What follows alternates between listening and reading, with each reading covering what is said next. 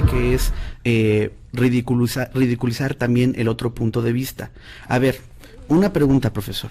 Si usted va, o sea, yo asumo que usted asiste a sus clases, se prepara en su materia, enseña, pero si usted constantemente falta, si usted no enseña lo que tiene que enseñar, si los alumnos que usted tiene no aprenden y se le da a usted se le da un salario, se le dan cursos, usted participa en seminarios y demás, usted dígame si está cumpliendo bien con su función como docente. Usted es docente.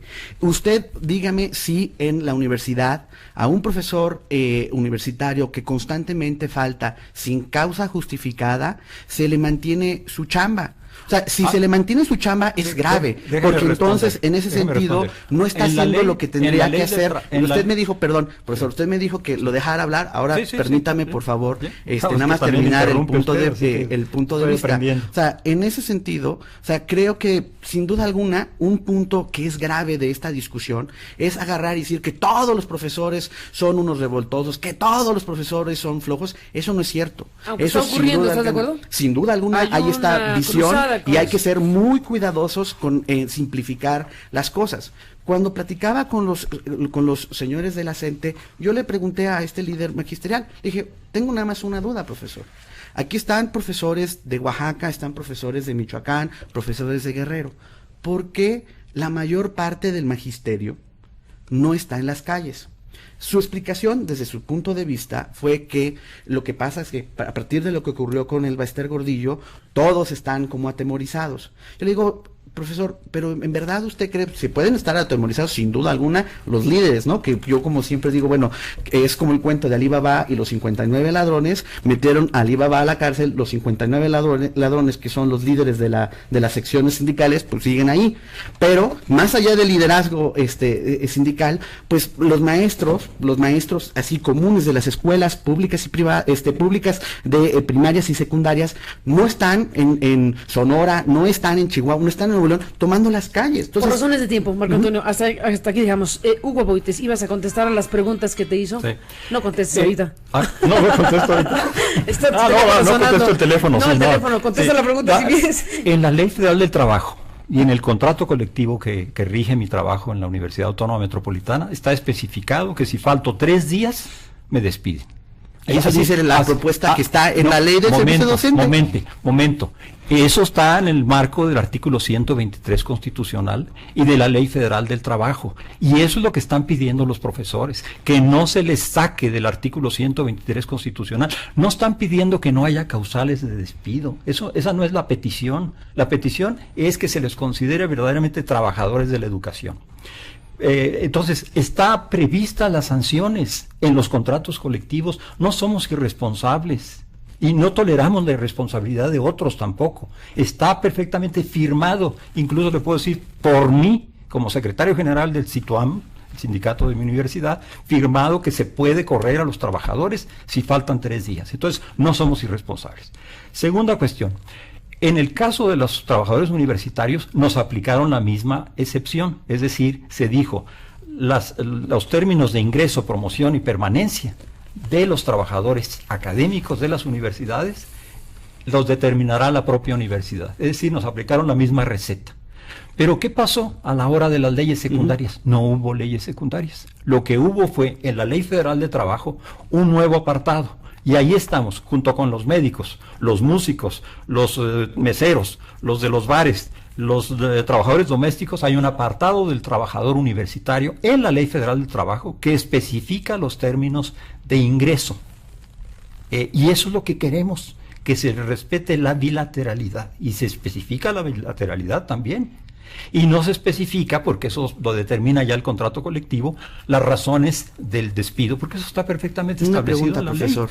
Ahí, en esas cláusulas, si un profesor lo agarran dejando copiar a sus alumnos, dándole las respuestas de los exámenes, vendiéndolos, ¿qué sucede? Porque la prensa y perdónenme, pero ustedes, Luis, tú estás en un periódico, la prensa ha documentado, por ejemplo, y podemos después discutir las virtudes y los defectos, muchos defectos de la prueba enlace, pero en la aplicación de la prueba enlace, la prensa ha documentado que hay profesores que dejan copiar a sus alumnos. ¿Pero qué tiene que ver con lo que dice? Y tiene que ver con esto. Hay alguna sanción de aquellos profesores que fomenten desde la escuela, desde el aula, la corrupción, porque es corrupción dejar copiar a sus alumnos precisamente para que salgan mejor en la prueba enlace. Me parece que eso precisamente son parte de este conflicto, es decir, evaluar, no evaluar, cómo evaluar. Se recarga la responsabilidad en el maestro o maestra, incluso los que puedan vender la prueba, te pregunto, Marco Antonio, y no se está poniendo el mismo énfasis en la crítica de quien diseñó la prueba enlace que creó los incentivos perversos. Así es. Sin duda. Entonces, yo creo claro, que desde luego que está pésimo que un maestro venda o entregue el examen, pero aquí hay un diseño cuya responsabilidad deberíamos también poner a la mesa. La propuesta que quieren aprobar es una propuesta que incentiva ese tipo de formaciones. Así es. O sea, la prueba enlace en otras proporciones. Así es. O sea, están creando con esta legislación el campo para la simulación. Están creando el campo no para que los alumnos aprendan, sino para que los alumnos memoricen las respuestas, para que el maestro salga bien. Están creando las condiciones para hacer de los maestros no seres críticos, pensantes, que cuestionen la autoridad cuando esté mal, sino seres sumisos. Esa es la propuesta que quieren aprobar. Seres sumisos, educación gerencial, ¿esa es la tirada, Marco Antonio Fernández? Yo pienso que no. O sea, pienso que precisamente, y un punto que yo acepto y que precisamente es uno de los retos a futuro va a ser cómo se va a implementar la reforma. Si la reforma implica precisamente en la parte multidimensional, como se hace en otros países, no es tampoco que México sea una isla. Por ejemplo, evaluaciones de que vayan observadores a ver cómo el profesor da su clase, que levanten. Se ha demostrado en Ecuador, por ejemplo, que ha estado estableciendo una reforma educativa similar a la que se está discutiendo hoy. Además de estas evaluaciones en clase, se hace la evaluación de los portafolios de los docentes. Se hace además encuestas a los alumnos, que ese fue un punto súper controvertido, porque dicen, no, ¿cómo le van a preguntar a los alumnos qué piensan de sus profesores? Pues resulta que después de que estuvieron haciendo, y tomó tiempo, no es de la noche a la mañana, estuvieron analizando estas encuestas, vieron que sí había una relación muy cercana a lo que se detectaba que hacía bien el maestro en su clase y estas encuestas. Este tipo de instrumentos es lo que se va a discutir en términos de cómo se va a hacer la evaluación. Decir que todo va a ser prueba estandarizada sería un error. Totalmente de acuerdo, Luis. O sea, no podemos solamente circunscribir la evaluación a una prueba estandarizada, y eso es una demanda legítima del CENTE, pero no decir, yo tengo mis propios instrumentos de evaluación como coordinadora y son los que yo tengo que establecer, que eso es lo que están sosteniendo.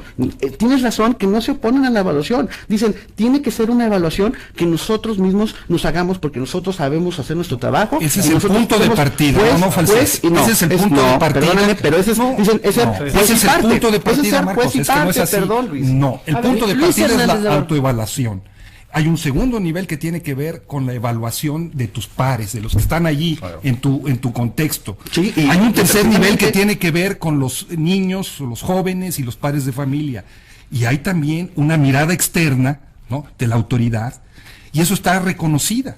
Y entonces lo que la CENTE dice es, la evaluación tiene que ser un proceso dialógico en donde quienes participan del proceso educativo sean los que evalúan. Eso es lo que dice. Pero precisamente, Luis, o sea, y en ese sentido, es decir, es precisamente incorporar, y esa es la parte desde mi perspectiva, que es lo que está en la ley, en el sentido de decir, es multidimensional. Hay un error, por ejemplo, que yo he visto y he criticado ampliamente, es decir, bueno, hasta ahorita, como lo hemos hecho y lo hemos hecho mal, con el uso de las pruebas estandarizadas, es que no hay una discusión en las escuelas, con el director y sus profesores, decir, ¿qué significan estos resultados? ¿Cómo podemos mejorar? Eso no se hace hoy, y eso es una demanda legítima del magisterio, decir, oigan, pues entramos en la parte final, se acabó el tiempo. Luis Hernández Navarro, Hugo Boites, Marco Antonio Fernández. Hugo, cerramos. Sí, la discusión en el fondo no es en los detalles, la discusión es del marco. ¿Dónde vamos a dar esa discusión? Y la propuesta de la ley, de las leyes, es que esa discusión respecto a qué hacemos con la educación, con los maestros, no debe darse. que corresponde a la autoridad definir de manera vertical, autoritaria, cuáles son las condiciones de trabajo que se van a establecer. Cuando algunos, como yo, y creo que Luis también claramente, reivindicamos la bilateralidad, estamos diciendo que entonces la discusión sobre el rumbo de la educación a partir de las condiciones de trabajo se debe dar con los propios maestros, de manera obligatoria. Como dice, por ejemplo, el artículo 64, hablando de los trabajadores del INE, dice que prestarán sus servicios al instituto regidos por las disposiciones del apartado B del artículo 123 de la Constitución. Y eso es lo que debería decir la ley del INE y la ley, en su caso, que yo también estoy en contra de que se promulgue una ley sobre eso, es un problema de trato fundamental de entrada. Y esa es la primera respuesta. Luego ya discutimos y la evaluación de alumnos, que es una idea pésima, por cierto, y lo digo por experiencia, porque, por ejemplo, se les pregunta, ¿el profesor siguió la bibliografía del curso? Entonces dicen, si yo les digo a los alumnos, ¿saben qué? Dejen esa bibliografía aparte porque tengo libros nuevos, materiales más importantes, entonces me van a calificar mal. Van a decir que no seguí la bibliografía del curso. Es decir, las evaluaciones son un cerrojo. La otra cuestión que me parece que es importante señalar aquí es que estamos hablando en el fondo de que se plantea una evaluación centralizada, ¿sí? Se plantea una evaluación única nacional. Ya leímos el artículo 8, donde no hay un respeto por las culturas, en realidad. Una evaluación que también confunde la venta de servicios. El INE está autorizado a vender servicios de evaluación al extranjero o aquí nacionalmente, lo cual lo convierte en un organismo comercial. Sí, está tal cual autorizado. Entonces, una evaluación de ese tipo, centralizada, indiferente a la pluralidad nacional, se debe contrarrestar con una evaluación, que es lo que algunos proponemos, desde las regiones, desde las escuelas, pero también una evaluación nacional que con muestreos nos indique otras cosas que tenemos que conocer. Se nos acabó el tiempo. A los tres, gracias, prácticamente con una frase, porque son las 10:01 y ya se nos acabó el tiempo. Una frase que quieran dejar al auditorio que los ha seguido en el país en esta discusión. Marco Antonio Fernández. Creo que es el momento de la calidad educativa, el momento por luchar por la calidad educativa. Sin duda alguna, creo que hay aspectos de la ley de servicio profesional docente que pueden y deben de ser mejorados. Creo que uno de los puntos es cómo se va a hacer la evaluación, y ojalá que los legisladores, en este sentido, tengan el arrojo, uno, de realmente analizar esta ley, y dos, sí, tener un diálogo y señalar puntualmente lo que es aceptable y no de parte de la disidencia magisterial para poder avanzar en esta ley. Luis Hernández Navarro, ¿cómo cierras? La ley del servicio profesional docente que quieren aprobar es una ley que lleva el reloj de los derechos laborales de los trabajadores de este país 100 años atrás. Es una legislación que, en lugar de ayudar a mejorar la educación de este país, la va a empobrecer mucho más, y que va a abrir un campo de conflictos permanentes en caso de aprobarse de aquí a la eternidad. Hugo Aboites. Si queremos mejorar la educación, si el gobierno quiere realmente hacer algo, lo primero que tiene que hacer es ponerse de acuerdo consigo mismo, porque aquí están las 4 definiciones distintas, en artículos distintos, de lo que es calidad, y hay algunas que son contradictorias unas con otras. Esta es una manera muy clara de decir que no se sabe ni siquiera lo que se quiere a la hora de hacer esta reforma. Nos vamos agradeciendo muchísimo a los tres su presencia, su discusión, y esto que desde luego nos obliga a revisar exactamente dónde andamos parados. Gracias, Luis Hernández Navarro, gracias, Hugo Aboites, gracias, Marco Antonio Fernández, y nos despedimos ya en un segundo, Hugo, para los cazadores de errores ortográficos. Sí, claro. Para los, digo, no está mal que nos digas lo que nos comentaste en el corte, de que te encontraste 2 que 3 errores ortográficos en la ley. Así Ya es. no en los libros de texto, sino en la ley, para cerrar. En la iniciativa de ley, y es una iniciativa de ley firmada por, ya sabemos, es decir, el Ejecutivo. Por Enrique Peña Nieto, Sí. y ahí hay Pues 2 errores. validez con ese, Validez con ese, y si va con ese debería llevar acento. y otro que te encontraste. No, esos son los 2. Bueno, los 2 errores en la misma Es palabra. un error con otro error. validez en la página 12 de la iniciativa para los cazadores. En el artículo 10 de la propuesta de Ley General de Educación. Pues ahí está. Gracias a ustedes por estar aquí esta mañana y les pido, si no tienen inconveniente, mantener la comunicación en estos días y horas de definiciones importantes en el país.